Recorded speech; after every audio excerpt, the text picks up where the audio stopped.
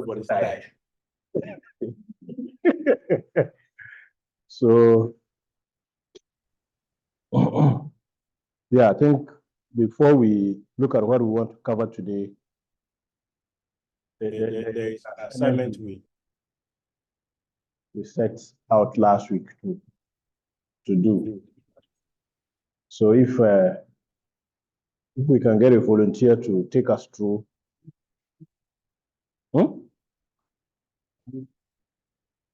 you can get a volunteer to take us through what he or she has found regarding the evolution of management research.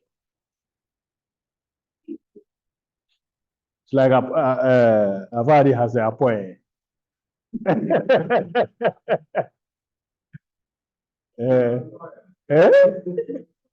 Yeah? That's your. Yes. Can anybody take us through? Okay. Yes. You want to try?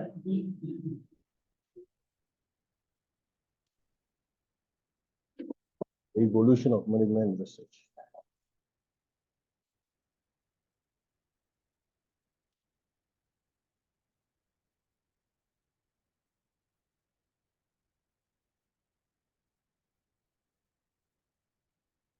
There's this saying that to try and fail, it's better than to say if I try, I'll fail.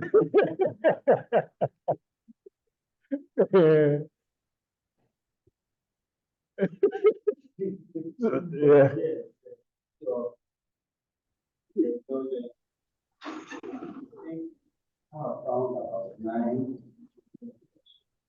Okay. Okay. Okay.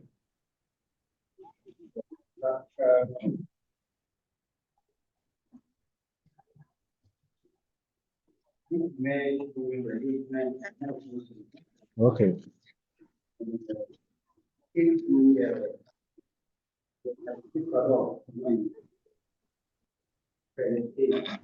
Okay.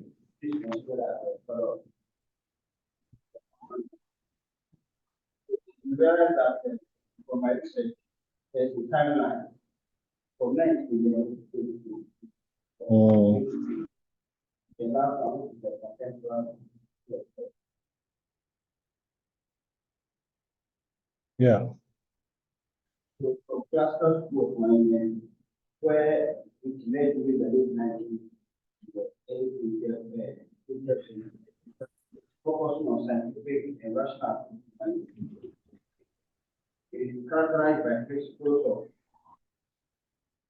operational efficiency, productivity, and effectiveness. Okay.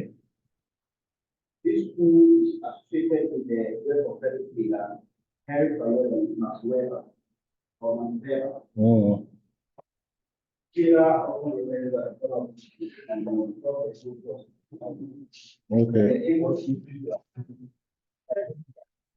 Okay. Okay. And then that was Taylor 1991. Okay. The Harry Fayol case, the French mining engineer, proposed a comprehensive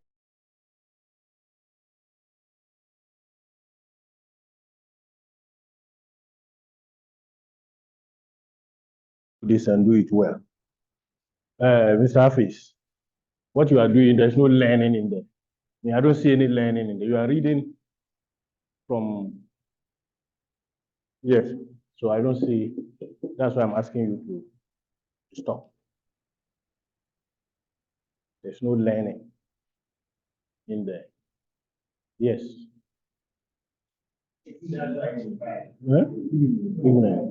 Huh? Masters of Public Health, having a lecture in MPhil. Yeah. You are supposed to have a lecture here. Yeah. There's no space here. No, I'm not really sure. When I said I was trying to read about some of the institution issues, then I went and said the other This is not even, this is business school. Yes. Okay. So I don't know where they are. All right. Yes. The idea behind the assignment is to wake you up. Basically, that's the intention. And it's like a lot of you are still fast asleep. There are quite a number of things we'll do to wake you up. It's quite understandable, at least. Some of you have not, apart from my colleagues who are here, some have not been in the classroom for quite a while. But this is just to give you an idea of how daunting this process is going to be. And you must wake up. You have to wake up. Yes. Because a lot of the things we are going to be doing here will just be pointers I am going to be providing, or we are going to be providing. Check here, check this, check this, check this. So the check-in, you will have to do it yourself. So the first assignment wasn't actually supposed to be, it wasn't supposed to be a written and submitted assignment, just to try and see whether you would be able to continue the required reading. And share your thoughts with the class. But it doesn't look like it's stuck. So let me stop. And let me stop share and share again. So I should share the two.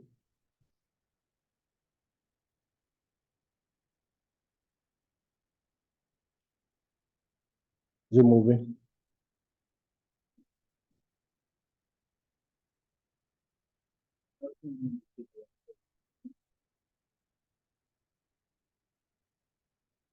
Hmm? Okay, all right.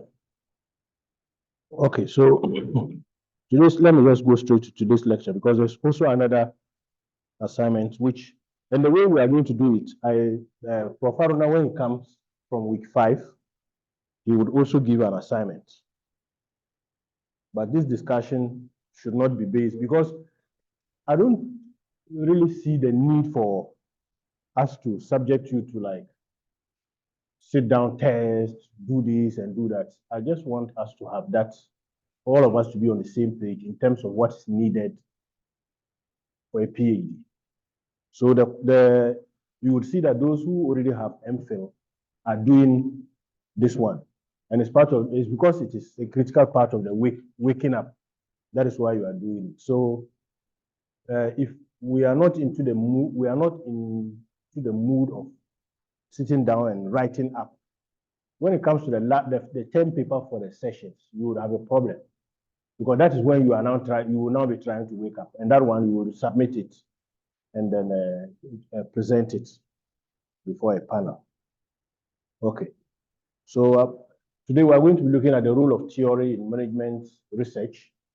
I'm going to be jumping the definition of management research and whatnot, because these are basically things we know.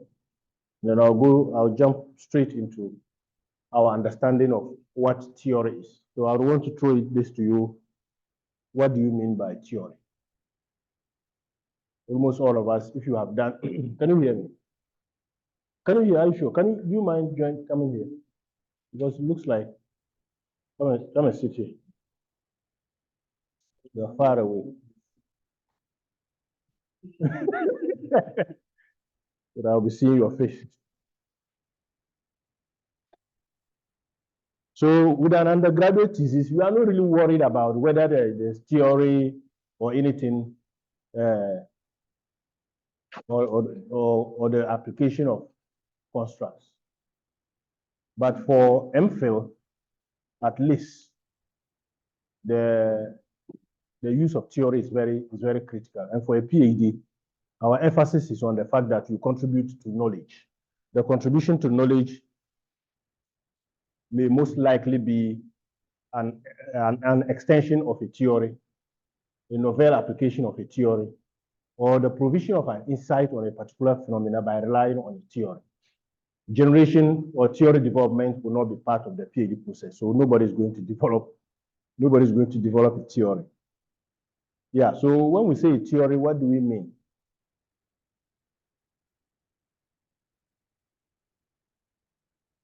What do we mean when we say theory? I remember in an MPhil class, somebody mentioned the issue of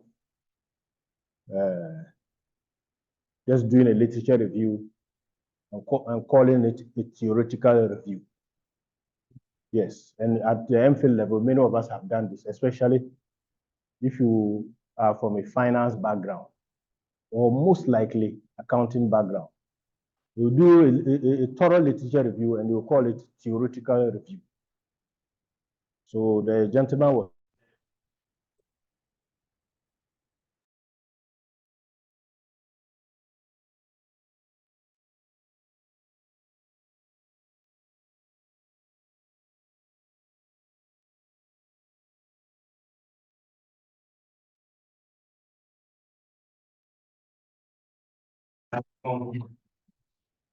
either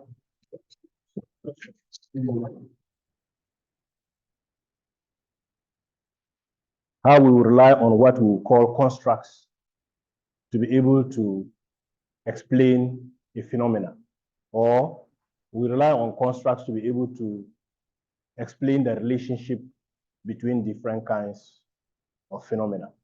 So the idea behind this session is that for your PhD work to be properly acknowledged, to be accepted, you should be able to contribute to knowledge.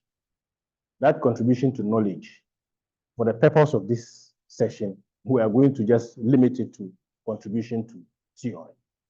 And we are saying that for us to do that, we first of all must understand what we mean by theory.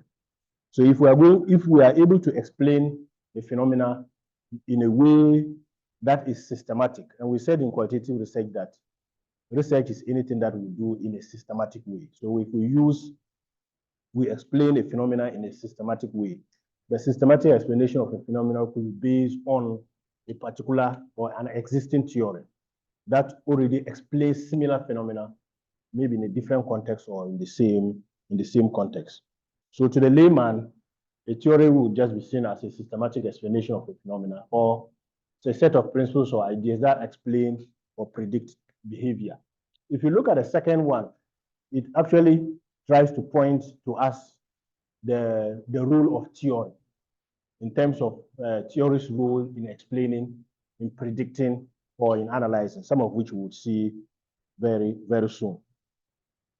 So in management research, it is important that we focus on the role of theory, because theory will guide a lot of the things we do in our research, to guide a lot of things we do. So the PhD is paper-based. So if you don't understand the role of theory in your research, you are likely to send a paper out. And because of the fast way we want you to get out, and they will return your paper and say that your paper lacks theory. So if you don't understand theory, you will be thinking that what the MPhil students said about doing a theoretical review, which maybe what they are referring to.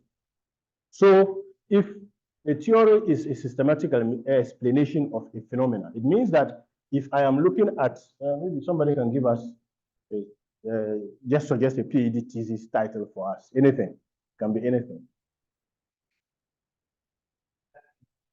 Fahadi, stakeholder engagement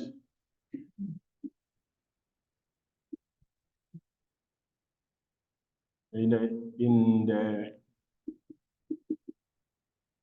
implementation of a health information system, maybe. So if you look at the explanation, the first one, a systematic explanation of a phenomenon. In research, we should always be clear in terms of what phenomena we are looking at. So if you look at this topic, for instance, and we are asked, what phenomena are you looking at? The phenomena we are looking at here is an HIS implementation. That's what we are looking at. So we are saying that If I want to explain how HIS is implemented in a particular context, my explanation should be guided by a theory. My explanation should be guided by a theory. So it means that if I'm doing a proposal, I have my questions, my objectives, or whatnot. I must have a section in the proposal that explains the type of theory or that explains specifically the theory I want to use to explain this phenomenon. But because we are saying that theory is what? Systematic explanation of a phenomenon. So what would systematically explain this? I need a theory. So the moment your topic is decided, you are doing literature review. Your literature review would be in two main parts. You would do an empirical literature review, what others have written, what they have said, what others have not done. You will do that. But you will also go through a review of theories applied in studying similar phenomena or explaining similar phenomena. So you look at a number of theories, and then you will later realize that, okay, there's this particular theory that is a best fit for this. Now, if you don't understand what a theory is, you will confuse your theoretical review, in quotes, with the actual theory review. In that case, your work is likely to miss out on what? On the theory. One other important thing is that, so at the proposal stage, you have been able to identify a theory. What role will the theory play when you actually start out the work? If you are doing a quantitative study or you are doing a qualitative study, your data collection will likely involve the use of an interview guide or a survey instrument. Not so.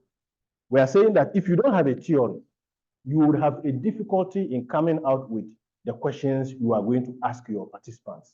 But if you have a theory and that you understand how the theory explains the phenomena you are looking at, you can rely on the theory to come up with some number of questions. Let's keep at the back of our minds that whatever contribution I want to make is geared towards what? The theory. So the questions I'm going to ask the theory should inform the questions I'm going to ask.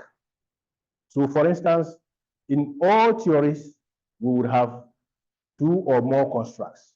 And these constructs will explain in an abstract way the relationship that exists or the relationship we want to establish in the phenomenon. So maybe the theory, so let's take a typical example. In any kind of theory, give an example. The stakeholder theory. What are the components of the stakeholder theory?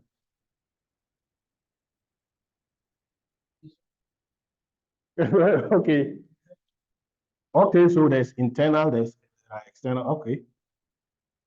Internal, external. Any other? That's all.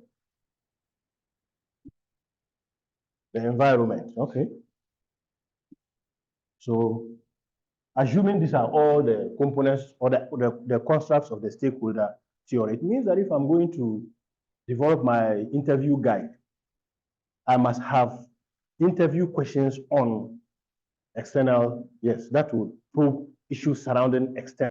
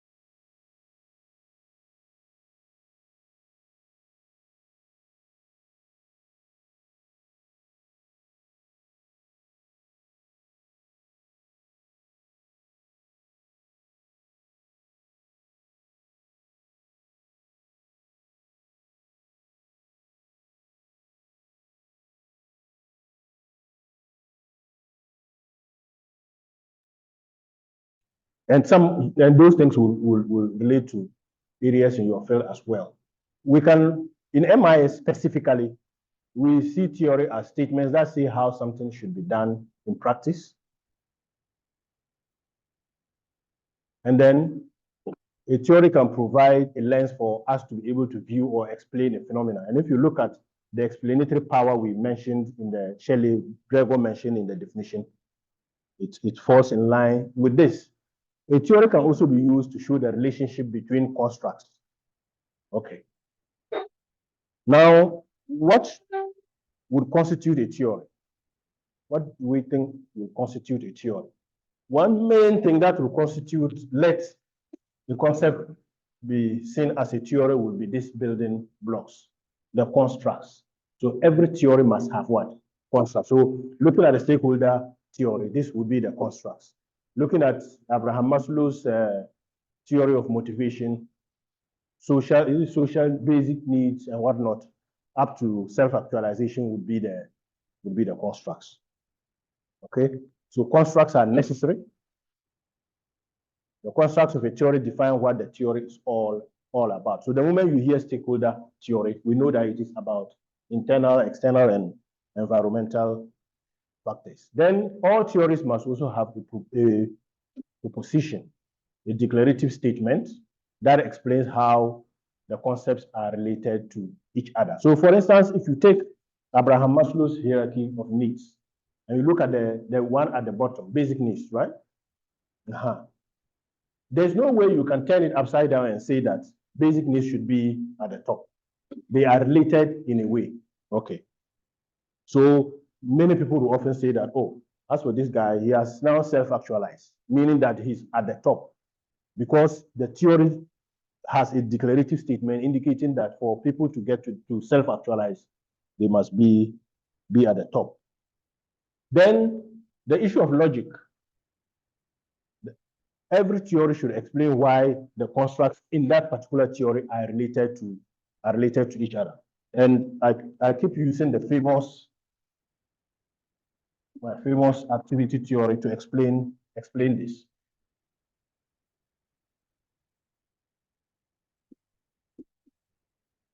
So we have tools, subjects, objects, rules, community, and division of labor. This is a theory by Vygotsky, a Russian psychologist, and the theory basically says that for any activity to be conducted, there must be a linkage between tools, a person or a group of persons geared towards achieving a particular objective at the individual level. The moment we add context, and the theory argues that an activity doesn't happen in isolation. It happens within a context. And within that context must be rules, the community of stakeholders, as we mentioned here, and then division of labor. So at the individual level, on one hand, the theory says that an individual just needs tools to be able to achieve a particular objective. But if context is going to be considered, then the rules, community, and division of labor will be there. Now, the logic behind this theory is this. There's no way you can conduct an activity without a tool. So that is one logical. So if you look at the way all the constructs in the theory are related, it must make sense. Otherwise, we'll call it a bogus theory. Then there should also be assumptions. The assumptions are the conditions or the boundary conditions, or assumptions prove the who, the when, the where, by bringing out the circumstances under which these rules that causes the relationship to exist to be there. So there must be a set of assumptions. So for this, the basic assumptions with this would be that activities do not happen in isolation. They must always happen within a context.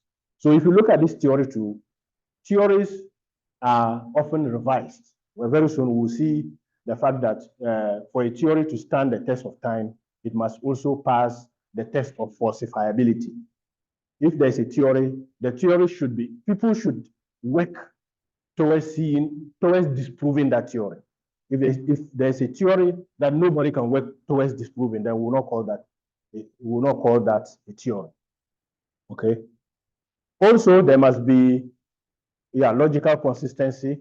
I highlighted this, and then no. I think the building blocks are logic, propositions, assumptions, and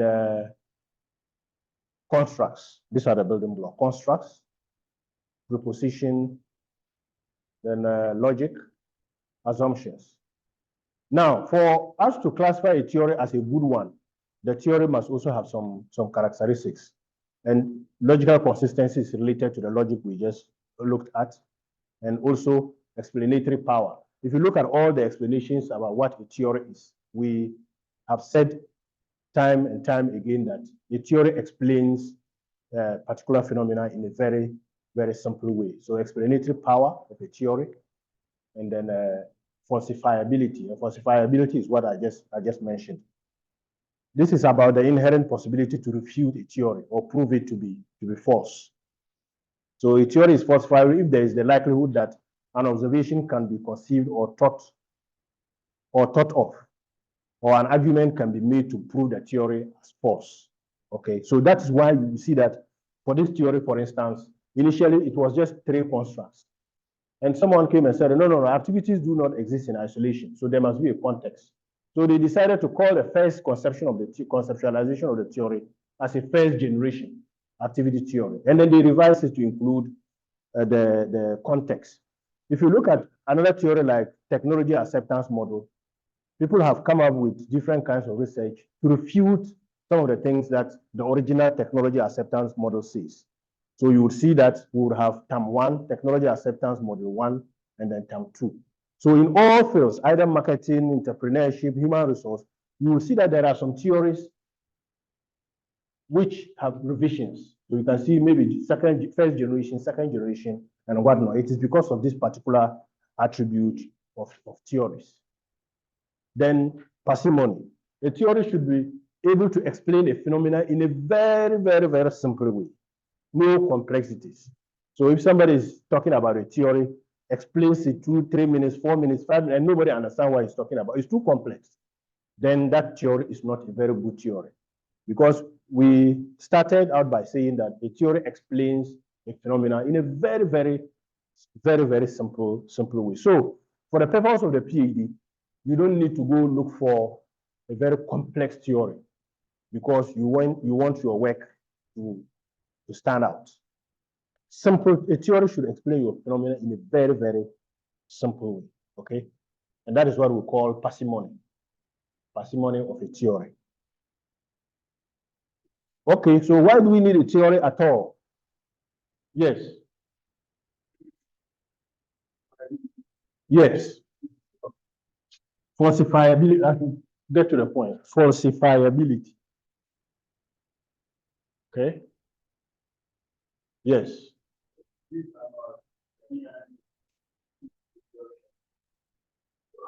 Yeah.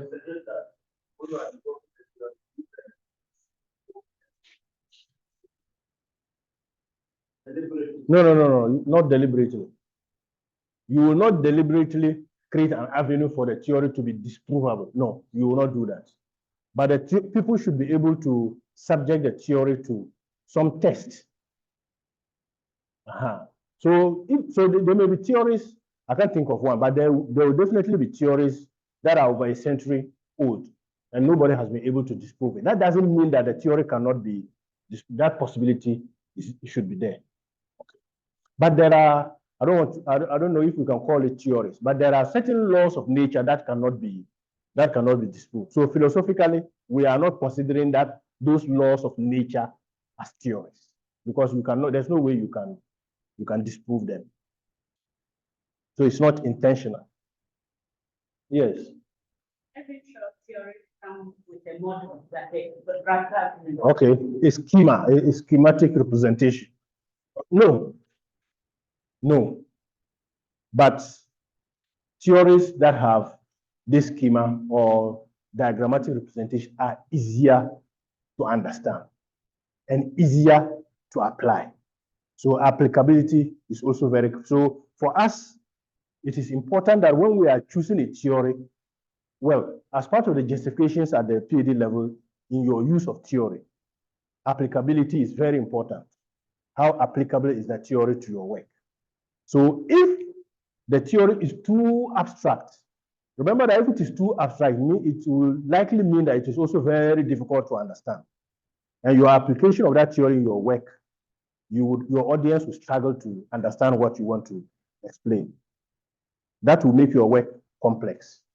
If you don't have a schema like this to comfortably explain your theory, the drawing of constructs from that theory to influence your data collection, your data analysis will be difficult. It will be difficult.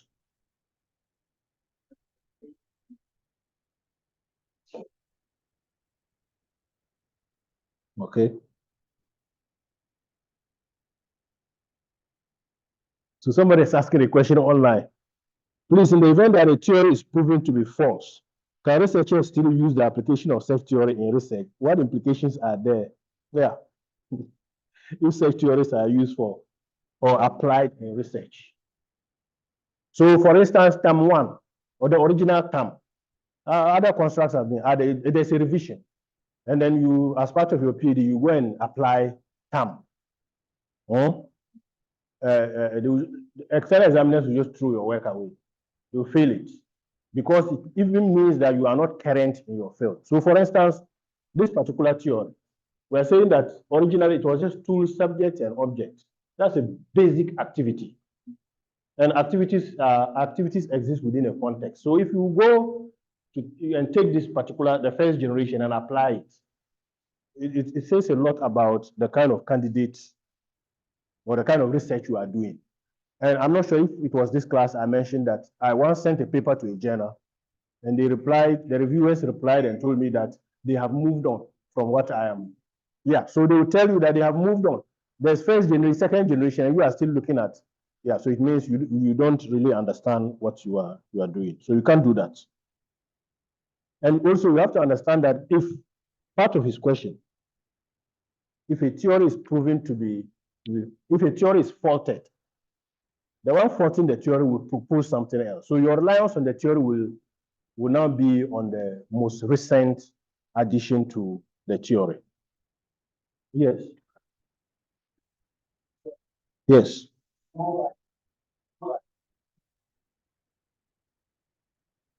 An extension of a theory. Interesting. Is it more like falsifying? Yes. I to some extent I agree with you, but the use of the word falsifying, usually they would say you are problematizing that theory. So you are not completely saying that the theory is entirely false, but you have a problem with some aspects of the theory. So, and it's the same problematization is what we would apply when we are conducting literature review. It's the same thing. Because for literature review, some people, all what you are going to do, people have done a lot of work on it, but you are not going to take it and find a problem with it. That is why when you are writing your research problem, you indicate what has been done and what has not been done. Are you getting it? So often you would make statements like research has concentrated on A, B, C, and you quote some people, a group of people whose research concentrated on A, B, C, and they say that because of that, you want to look. So you are problematizing the others for not looking at what they have looked the other way. That is why you find a fault with them, but not because completely they haven't done anything. Yes, very, very interesting question, Don. So the goals of a theory. Why at all should we be talking about theory today? Why at all should we be talking about theory today? One of such fundamental goals is analysis and description. Analysis and description, very, very key. Because we have said that if I use a theory, so for instance, for my PhD, I asked questions. My questions were, my interview guide was divided into all of this. questions on tools, questions on subjects, questions on objects, questions on rules, and whatnot. After the transcription, when I was going to analyze it, and I used NVivo, I was now looking to do the thematic analysis. I was now looking for what constitutes a tool in all the conversations I had with the participants. And then I would tag it. So the tools may come, maybe a computer seen as a tool, a projector seen as a tool. Are you getting it? Now here, the subjects, consultant was seen as a subject. Local workers within the organization, they were seen, the managers, the divisional heads were all seen as part. So anywhere I see in the transcript,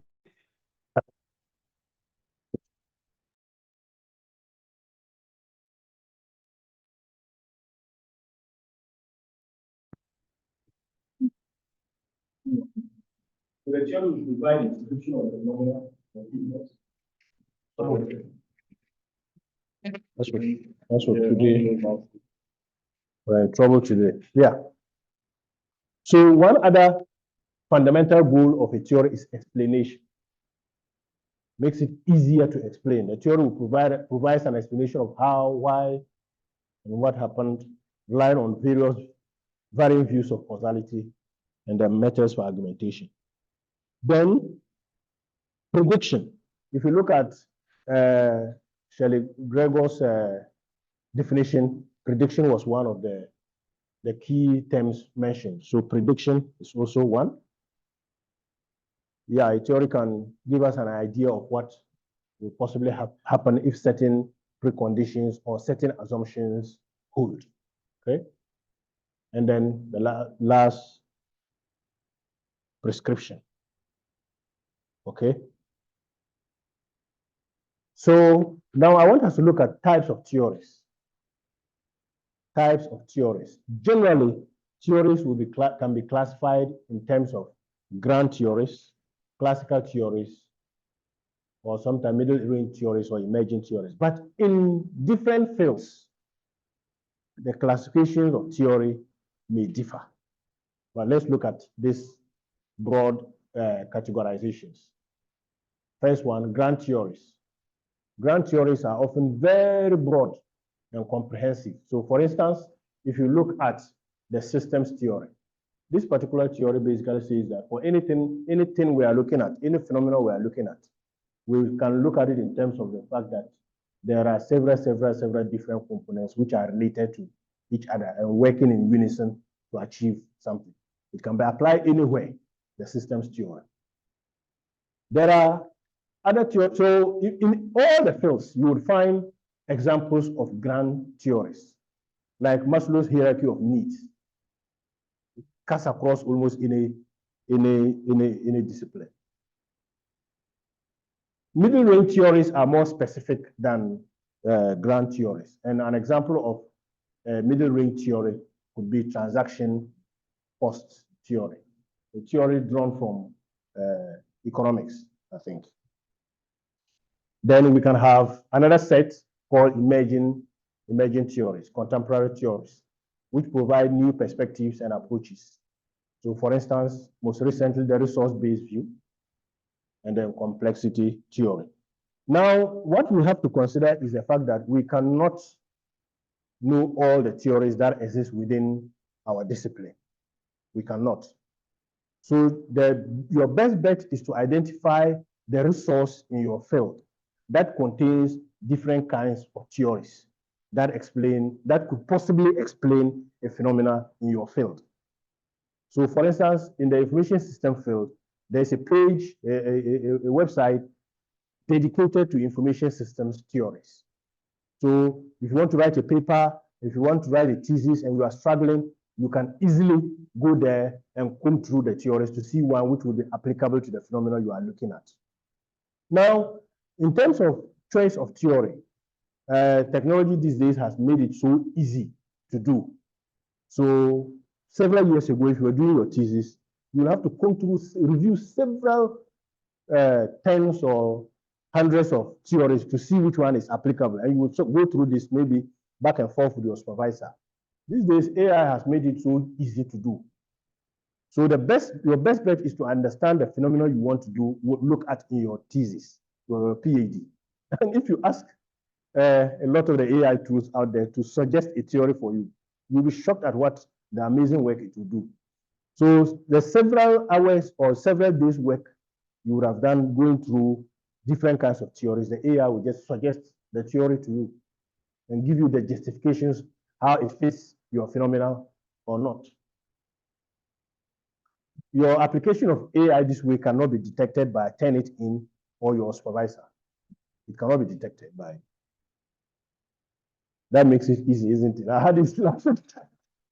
I've had this last. Yeah, it will not be able to detect because you are not copying it directly. You want it to suggest a theory for you, looking at the phenomena you have set out. It will give you a theory. For me, what I often do with these AI tools would be to ask it to give me options. Say 3. Can you suggest 3 theories which could possibly explain so and so phenomena? Then it will give you 3. Then I'll ask again, out of these 3, which is the best theory? So it will not depart from that. And you know this thing, these AI tools hallucinate a lot. They call it hallucination. They hallucinate a lot. So if you just go and say, give me a theory that explains, it can give me a theory, but it may be lying.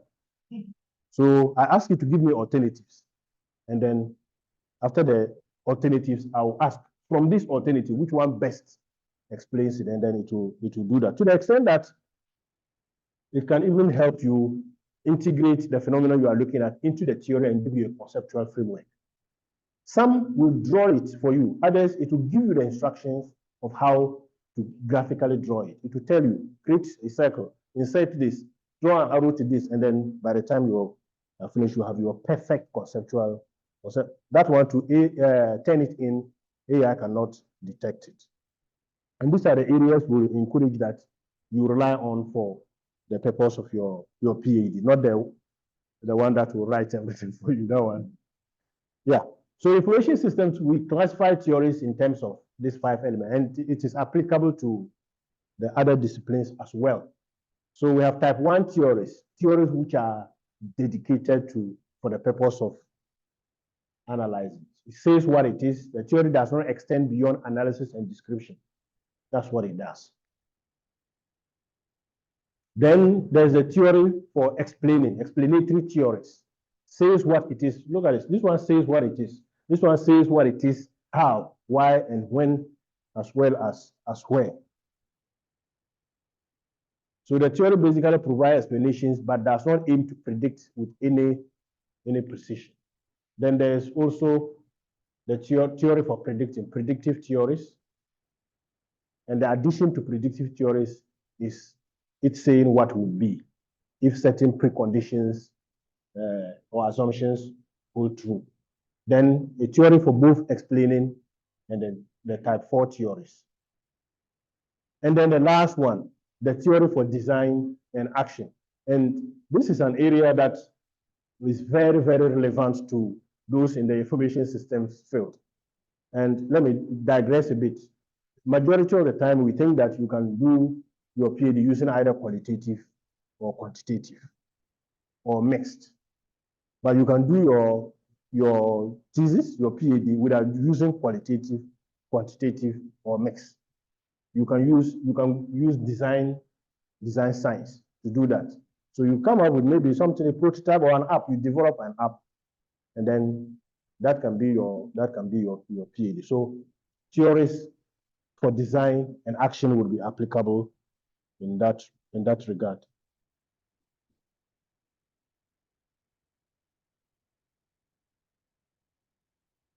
He's asking, what is the difference between a grand theory and emerging theory? What is the difference between a grand theory and emerging?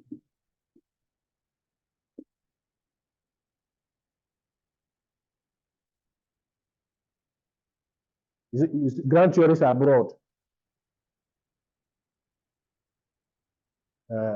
But he goes on to say that emerging theories can also be broad. So what is the difference? If you are saying grand theories are broad, emerging theories can also be. Grand theories are more contemporary. These are classical, very old kind of theories. Yes. Eh? No, I'm saying grand as broad. These are contemporary. Oh, okay. Okay. All right. So, and all the 5 types of theory can relate to each other in different ways.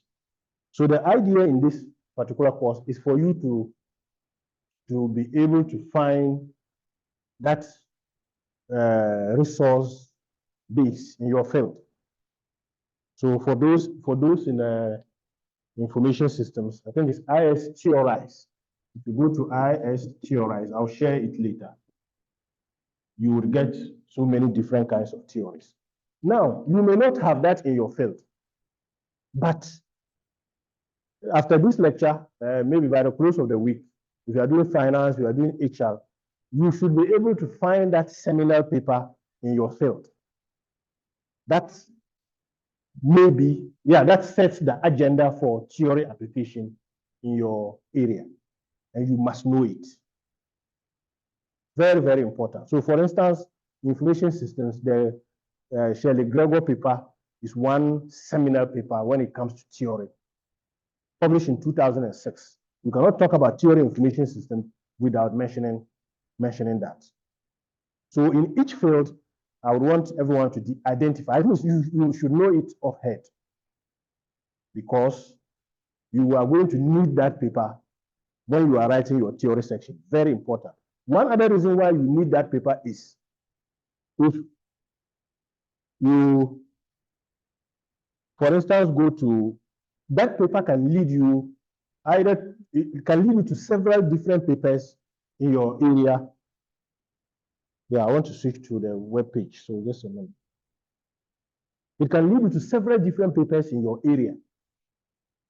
For instance, this Shelley Gregor paper, if I pick the paper and look at the references she consulted in writing the paper, I'm going to be doing a backward search. All the papers she relied on to write it is indicated in the references. So if I look at it, it can give me an idea of the type of papers to look out for when I'm writing a paper or the theory section of my thesis. If you go to Google Scholar, you will also be able to see the number of papers that, since the paper was published, the number of papers that cited the paper. Then you can do what? A forward search. And that can also lead you to some seminal papers in your field. Let me try that.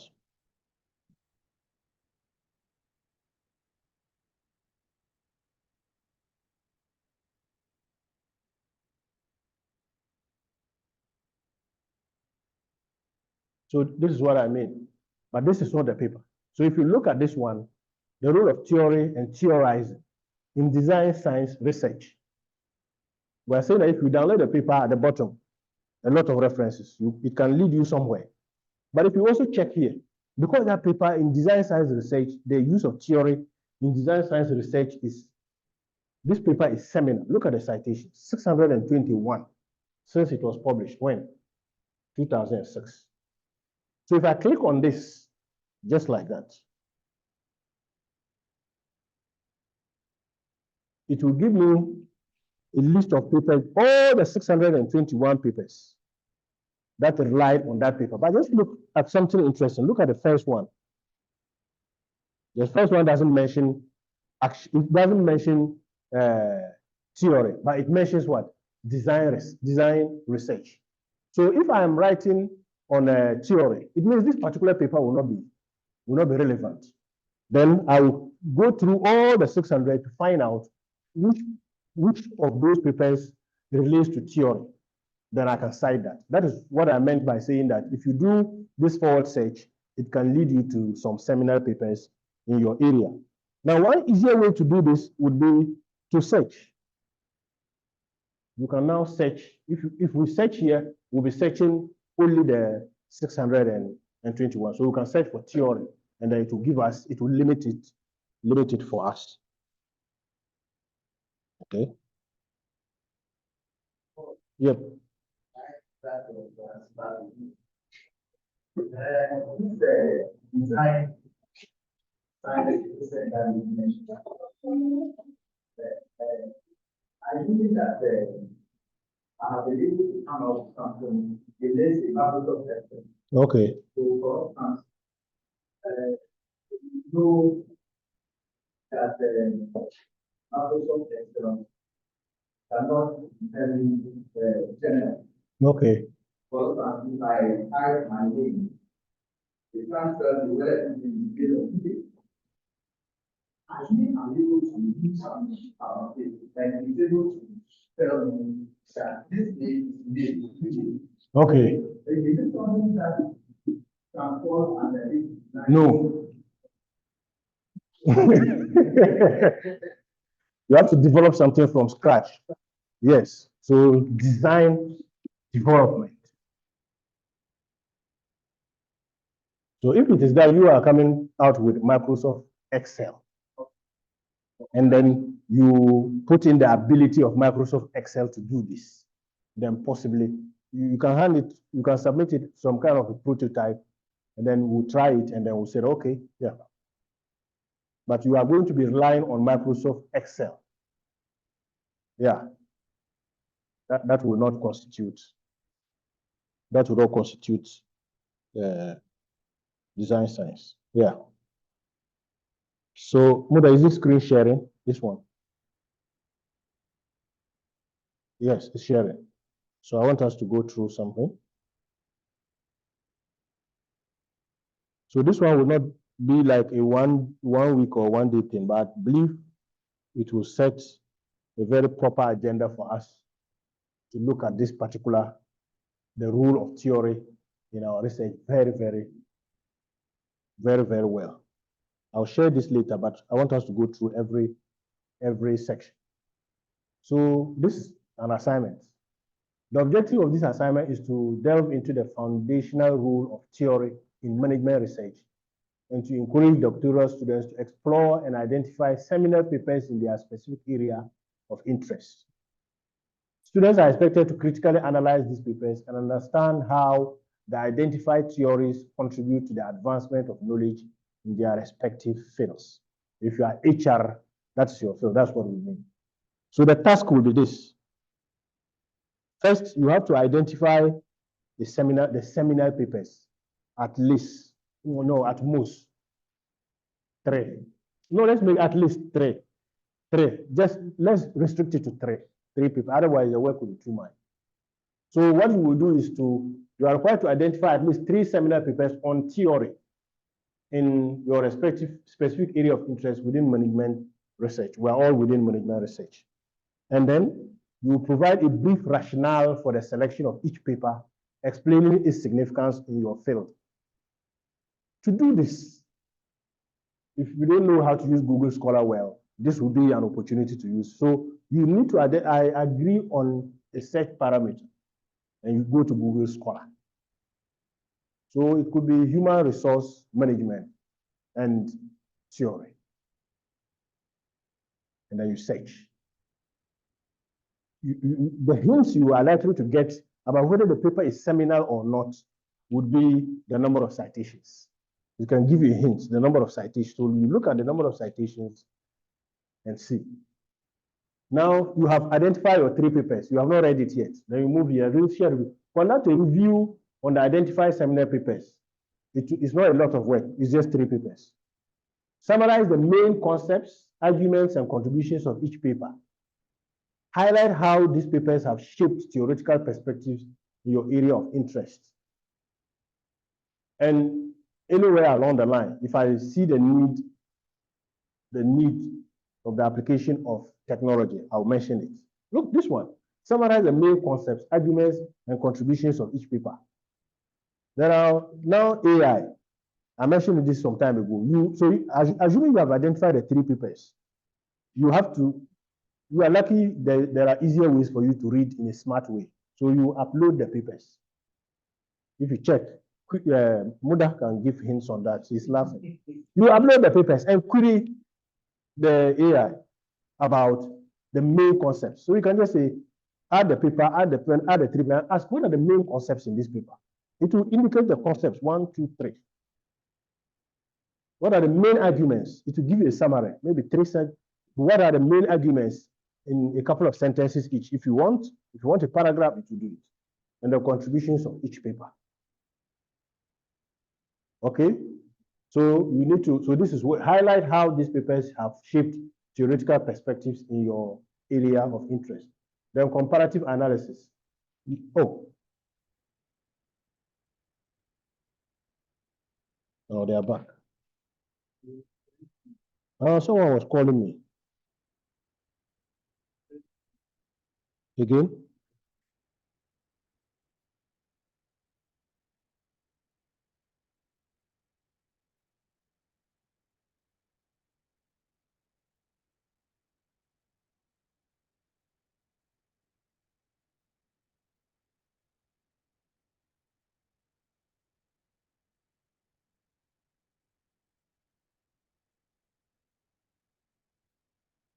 No.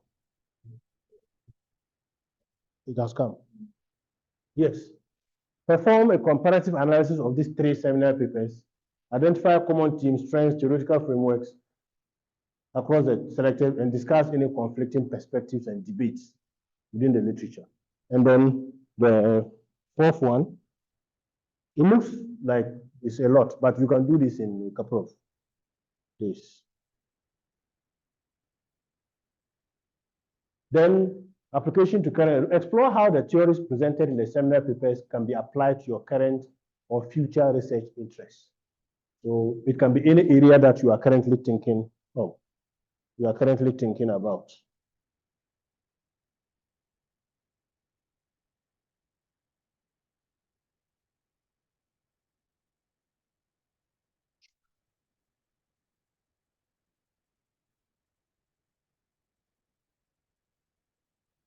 Okay, then, I think the other ones are just additions, reflection and critique. And then the last part, let's move to 7. The 7th part is the write-up. So you develop a well-organized written paper that includes an introduction and context setting, then identification and rationale for selecting the seminar paper, your brief literature review, your comparative analysis, how it can be applied to current research, your reflection and critique. And then there are 2 papers I have provided for this particular lecture. If you check the course outline, then you integrate it with the 3 papers you have identified. Okay, and then you conclude. So how are we going to do it? To try to start preparing ourselves for the future. Submit the assignment in a scholarly format. Citations should follow APA, and then after today, hopefully by tomorrow, I'll create a 1018 account for everybody using the emails we used to apply. And then on the due date, I will have finished by 9 February, and you submit it through your 1018 account. So that if you have used AI, you will even see your use of the AI before, so that you will be discouraged, or you will find ways of addressing your AI use before you start writing your papers. That's why. So we'll give everybody a 1018 account. And these are the reading list, the 2 papers. Shelley's paper is there, and then Collins and Stockton's paper on the central role of theory in qualitative research. This one will just be write up, write, and submit. So I'll share this one as well. Yes. And then, yes.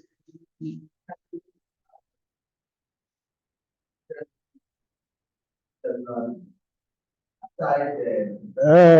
number, because I'm thinking that all these people sometimes the older chances that if they attract the number of citations. So for instance, if the paper is published in 2022 and that is a lot of citations, the paper was published for and the targeted number of citations Yeah, so I think somewhere the issue about how contemporary the debates came in. So in writing this particular assignment, it doesn't mean that all your citations are going to rely on the three papers. The three papers will be identified for the purpose of, well, for the reason that they are seminal in your area. But there could also be another paper which is highly cited, but the paper is not seminal at all in the area. Do you think there can be that possibility? It's highly cited in the field, but it doesn't shape when it comes to the role of theory in your area. That paper, no. But maybe the paper has applied some theory, but the discussion in the paper wasn't really about theory. So your identification of a seminal paper for the purpose of this would be that the paper talks about theory, the use of theory in HR, the use of theory in procurement and all that. That would be one major identifier. Yeah, it's good you mentioned the fact there can be a recent paper with more citations. Yes. Because if you are going to only concentrate on papers with high citations, review papers have the highest citations you find.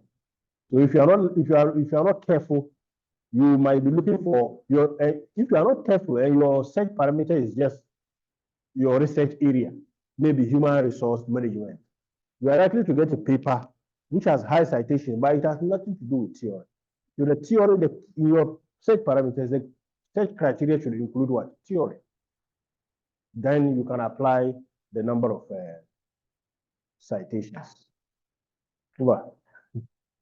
Yes. Yeah. Yes, you can. You can submit a number of times. But if you submit and quickly submit again and submit again, it will start limiting you. Yeah, so don't submit until you have a full draft. Then you can submit and then take it down, download your report, make your corrections. The next upload should be that you are submitting. Yes. The university is 20% similarity. It should be below 20%. It should be below 20%. But we are very well aware of Fadi and Muda and Hassan. We are aware of how you can change the settings of the account to lower the percentage. Don't do that.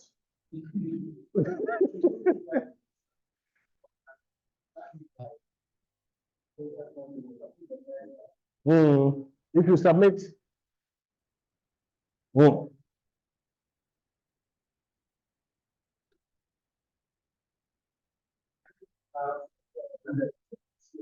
so it's because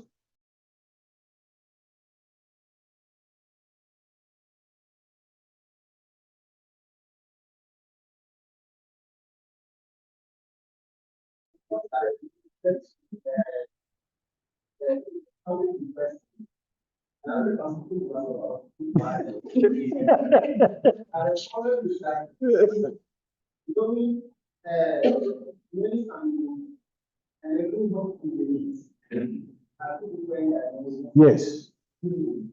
So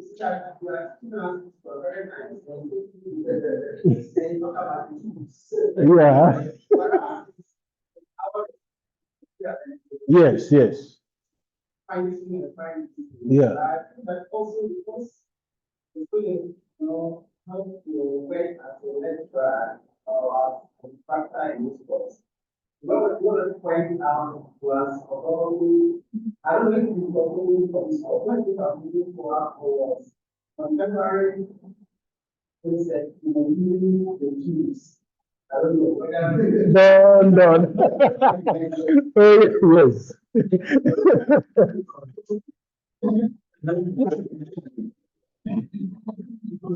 It looks like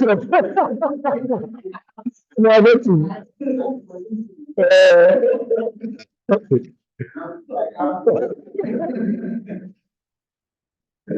yeah, so Yes.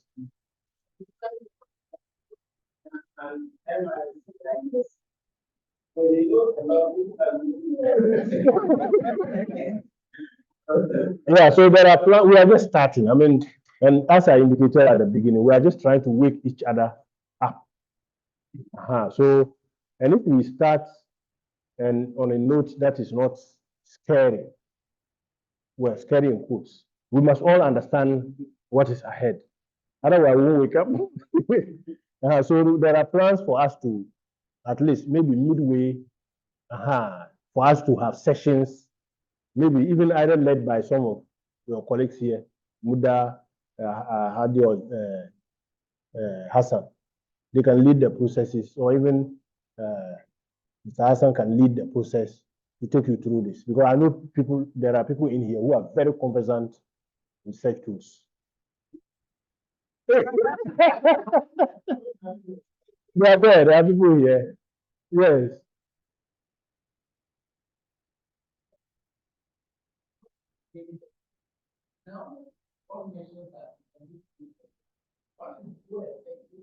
There are many.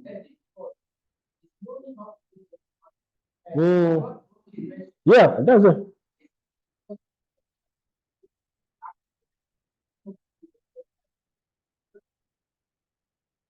Yeah. Yeah. Yeah.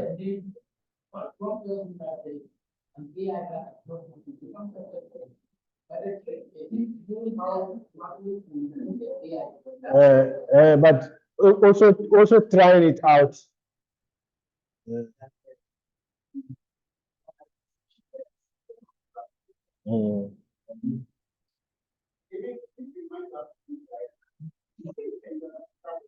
The names of yeah.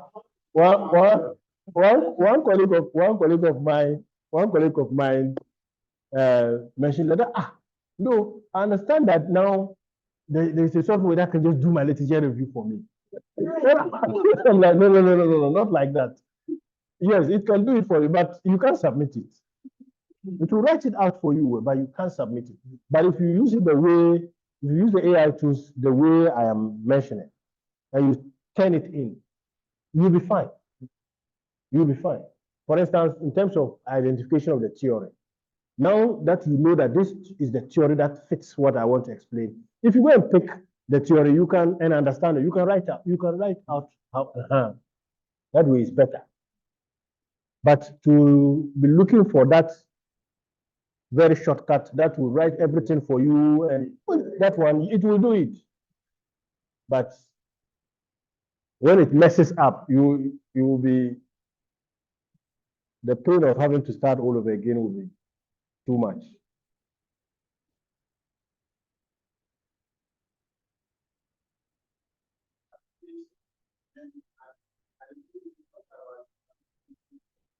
Yeah. That's it. Those are the types, actually.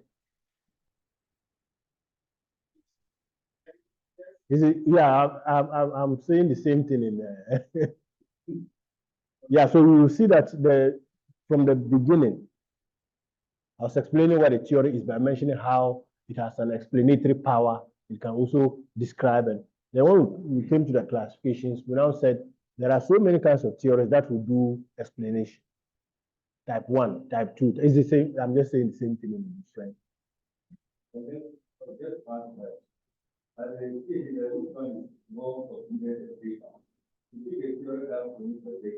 That.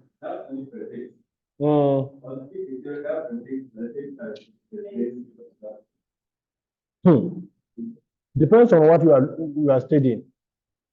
It depends on what you are studying.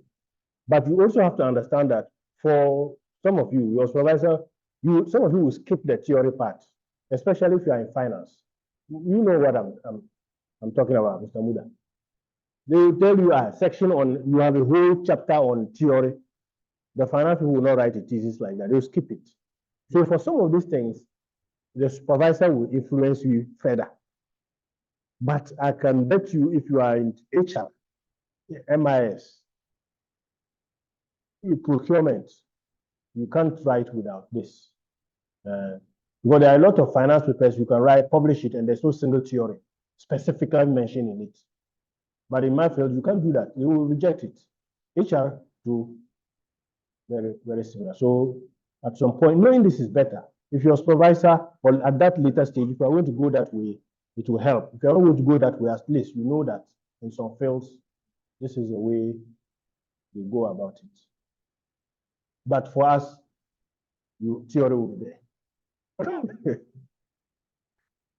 Salam and Co. There will be theory.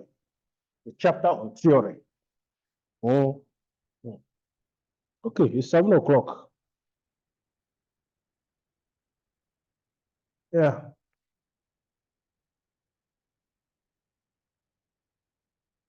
So those online, hey, today many people are online.